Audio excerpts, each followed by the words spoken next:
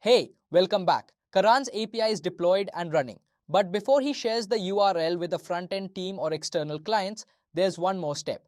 The API needs to be stable, well-documented, and consistent. A half-finished API handed to a front-end developer creates rework for everyone. In this video, we cover versioning, documentation hygiene, and the checklist Karan needs to clear before calling his API ready for consumers. Let's get into it. Look at the two panels. Left panel, unstable API. The connection between the API and the front end is broken. 4 problems listed: routes renamed, fields changed, missing docs, inconsistent errors. The label at the bottom, downstream chaos. The front end team builds their UI against your endpoint names and response shapes. You rename a field or change a route and their code breaks. You now have a debugging session and a frustrated teammate instead of progress. Right panel, release ready API. Clean connection, green checkmark. Stable routes, clear docs, consistent schema, smooth integration. Label, reliable for clients. That's the goal. Get these 3 things right before you share the URL. Structure is stable enough to commit to. Docs are clear enough that consumers don't need to ask questions. Responses are consistent enough that the front end can write reliable code against them. Version your API from the start. Adding /v1/later is painful. URL versioning is the simplest approach. Look at the code on the right. The API router is created with prefix equals /v1/documents. Every route defined on that router automatically lives under /v1/documents/.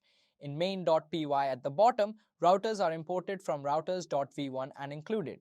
Result all endpoints sit at /v1/documents/v1/session/dot and /v1/ask. 2 bullets on the left that define the rule. When do you introduce /v2/? Only for breaking changes, removing a field, renaming a route, changing a required parameter. Adding a new optional field or a new endpoint is non-breaking. It doesn't need a new version. When you do introduce /v2/, run both simultaneously during the transition so existing clients aren't forced to upgrade immediately.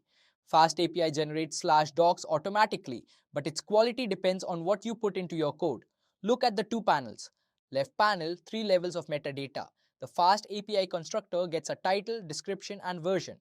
These appear at the top of /docs. The RAG query request model uses field with description and JSON_schema_extra on each field. That JSON_schema_extra equals open brace. Quote example, quote colon, quote, quote, close brace is the pedantic v2 way to attach examples. The older example equals directly inside field is deprecated in v2 and won't show up in docs correctly. Use JSON_schema_extra instead.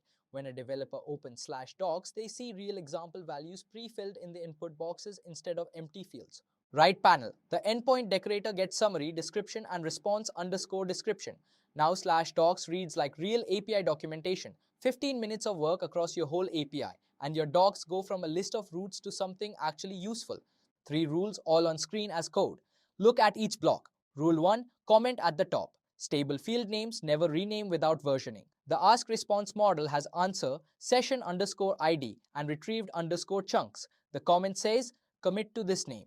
If you shipped /v1/ask returning answer, that field stays answer for the lifetime of v1. You can add new fields, you cannot remove or rename existing ones. Rule 2, consistent error shape across all endpoints. One error response model with error message and code. Define it once, use it everywhere.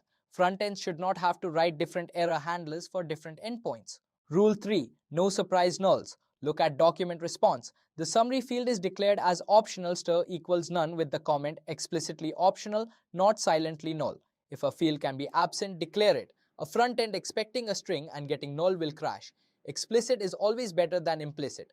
5 sections, all on screen. Run through each one before you share the URL. API structure, all routes versioned under /v1/. Route names are final with no planned renames.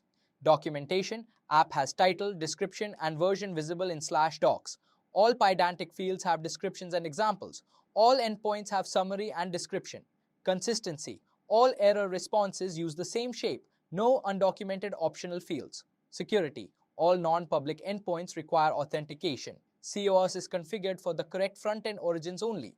Operations, /health returns 200 and is monitored. Logs are structured and captured by your logging infrastructure.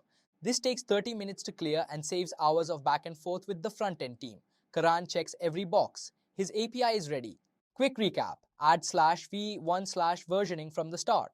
Fill out your field descriptions and endpoint summaries so /docs is actually useful. Keep response shapes consistent and document optional fields explicitly. And run the release readiness checklist before you share. In the final video, we wrap up the full course, connect both projects back to the patterns we've built, and look at where to go next. See you there.